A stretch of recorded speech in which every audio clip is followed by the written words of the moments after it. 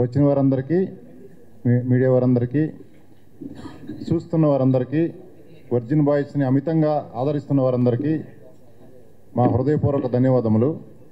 Movie talk కానీ, movie publicity కానీ ఏ రకంగా చూసినా సూపర్ హిట్ చేశారు.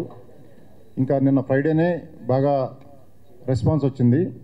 ఈ సాటర్డే సండే ఇంకా వీకెండ్ అవ్వటం వల్ల జనాలు ఇంకా ఫుల్ అమితమైన ఇంకా రెస్పాన్స్ ఇస్తారని మేము ఎదురు చూస్తున్నాము. నెక్స్ట్ మన డైరెక్టర్ గారు మాట్లాడతారు మూవీ గురించి, తర్వాత నేను మళ్ళీ వస్తాను. థ్యాంక్ యూ అండి మీడియా వాళ్ళందరికీ.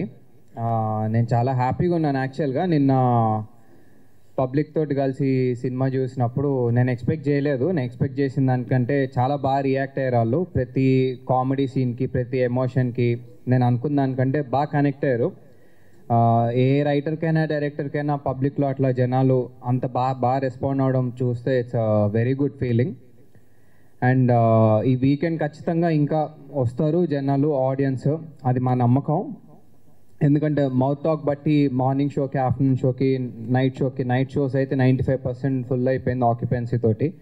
సో మేము పొద్దున ప్రసాద్ ఐమాక్స్లో చూసాము. అక్కడ ఒక 25% మా పీపుల్ ఉన్నారు కాబట్టి కొంచెం బయాస్డ్ ఉంటుంది. బట్ ఆఫ్టర్నూన్ షో మేము ఈవినింగ్ షో ముహసాపేట్లో చూసినప్పుడు మైండ్ బ్లోయింగ్ రెస్పాన్స్ అండి. నేను ఎక్స్పెక్ట్ చేయలేదు అసలు. సో ప్రతి సీన్కి బాగా నవ్వుకున్నారు వాళ్ళు, ప్రతి సీన్కి బాగా కనెక్ట్ అయ్యారు. ఆడియన్స్తో మా సినిమా ఒకటి నడుస్తూ ఉంటే ఆడియన్స్ రియాక్షన్ ఇంకా ఎంటర్టైనింగ్ ఉంది మాకు. సో మేము వాళ్ళతో పాటు చాలా నవ్వుకున్నాం. మేము ప్రతి చిన్న సీన్కి కూడా వాళ్ళు ఎక్కువ నవ్వడం అనేది it's a very good thing. ఇంతమంది నవ్విస్తున్నారంటే I feel happy.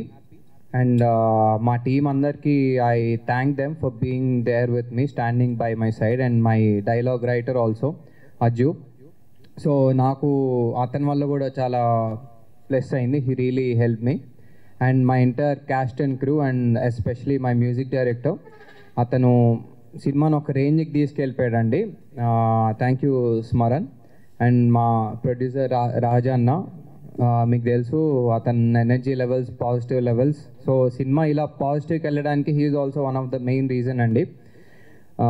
And my entire cast and crew. And నిజంగా నేను చాలా హ్యాపీగా ఉన్నాను. మా ప్రొడ్యూసర్ని చూస్తుంటే I feel even more happier. And చూసిన వాళ్ళందరూ, మంచి రివ్యూస్ ఇచ్చిన వాళ్ళందరికీ థ్యాంక్ యూ. చూడని వాళ్ళందరూ కూడా వెళ్ళి చూడండి. మీరు ఏదైతే టైటిల్ నుంచి చూసి బోల్డ్, వల్గర్, అది ఇది అని అనుకుంటారో, మీరు సినిమాకి వెళ్ళిన తర్వాత మీ ఒపీనియన్ అంతా చేంజ్ అయిపోతుంది. You can ask your friends, ఎవరైనా చూసిన వాళ్ళు ఉంటే వాళ్ళకి ఎలా నచ్చింది ఏంటి అని చెప్పి. సో మేమైతే చాలా హ్యాపీగా ఉన్నాం. So this is the reason ఈరోజు సక్సెస్ మీట్లా పెట్టుకోవడానికి మీ మీడియాతోటి. సో ఇంకా ఇట్లాంటి సినిమాస్ ఎంకరేజ్ చేస్తారని నా నమ్మకం అండి. And thank you. హాయ్ అండి, గుడ్ మార్నింగ్ అందరికీ.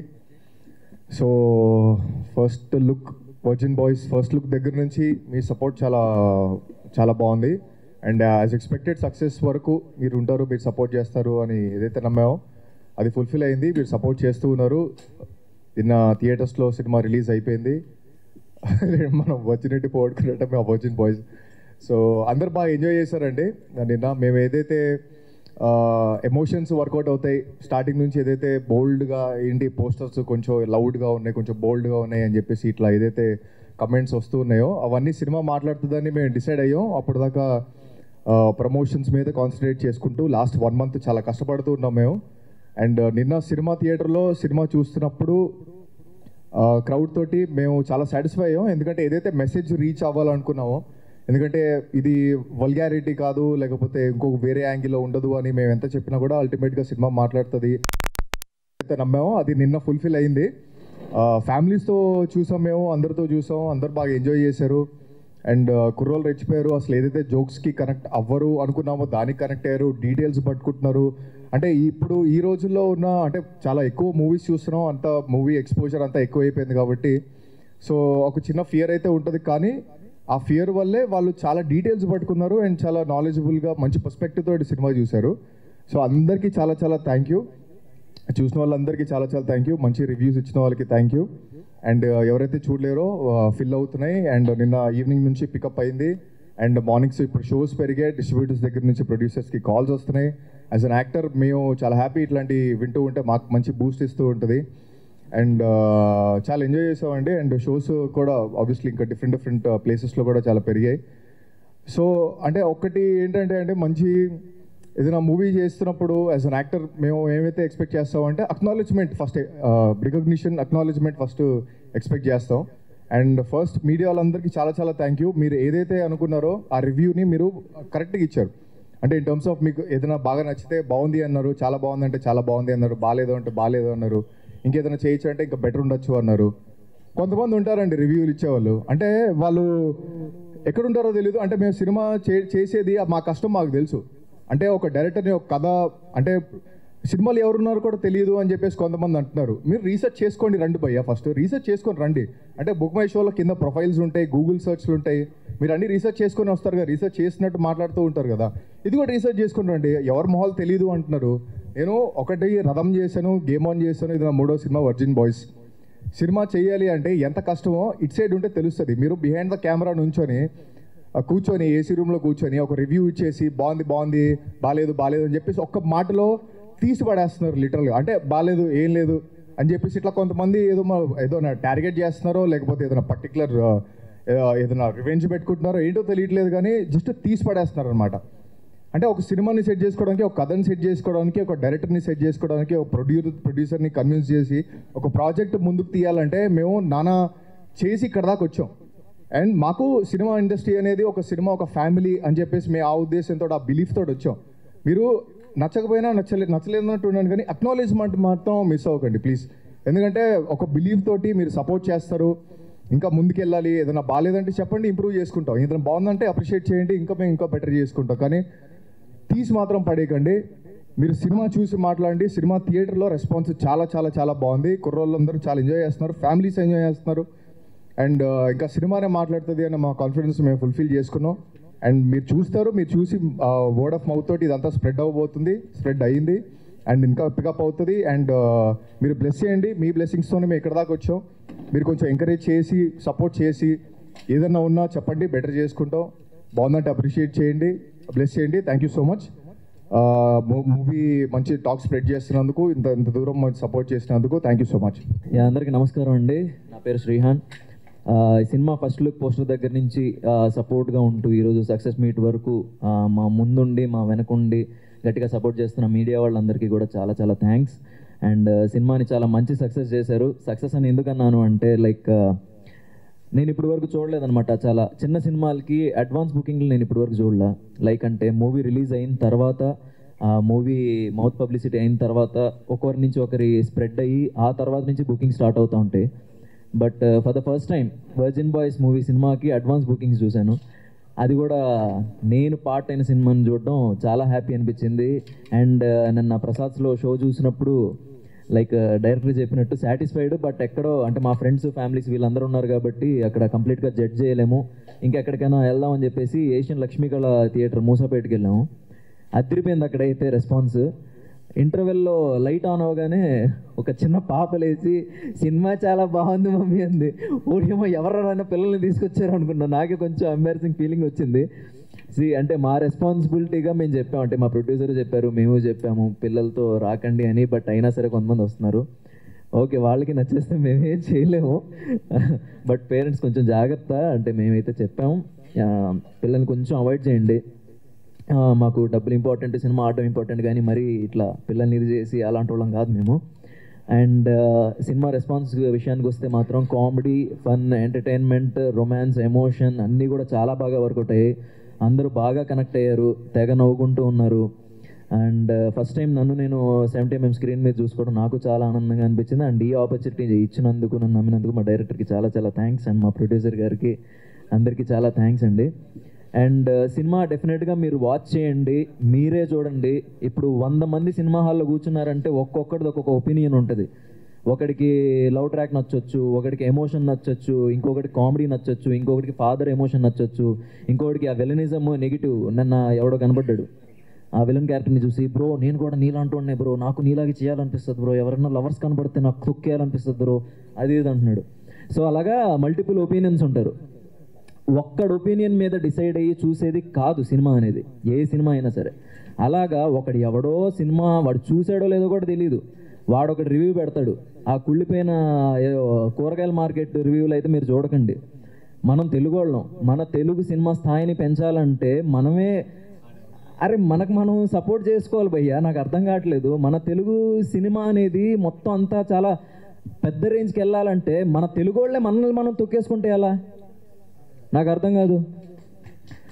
మనం కదా సపోర్ట్ చేసుకోవాలి, మన తెలుగు సినిమాని మనం కదా లేపుకోవాలి. బయట మాట్లాడుకున్నట్టు నువ్వు నిజంగా ఉన్నది ఉన్నట్టు లేదు కరెక్ట్గా చెప్తే బాగుంటుంది, అంతేగాని ఇష్టం వచ్చినట్టు ఇంకా ఎక్కువ మాట్లాడదలుచుకోలేదు. కానీ తెలుగు సినిమాని బతికించండి, వీలైతే ఒక 2-3 రోజులు ఆడనివ్వండి, సినిమా చూడనివ్వండి జనాల్ని. ఇప్పుడు మీరు చెప్పినంత మాత్రాన జనాలు ఆగిపోరు, అండ్ మీరు పాజిటివ్ చెప్పినంత మాత్రం జనాలు వెళ్ళిపోతారని కాదు. బట్ ఏదైనా సరే నెగిటివిటీ స్ప్రెడ్ చేయడం మానేయండి. ఎందుకంటే దీని మీద ఒక సినిమా మీద చాలామంది జీవితాలు ఆధారపడి ఉంటాయి, అది కొంచెం దృష్టిలో పెట్టుకోండి.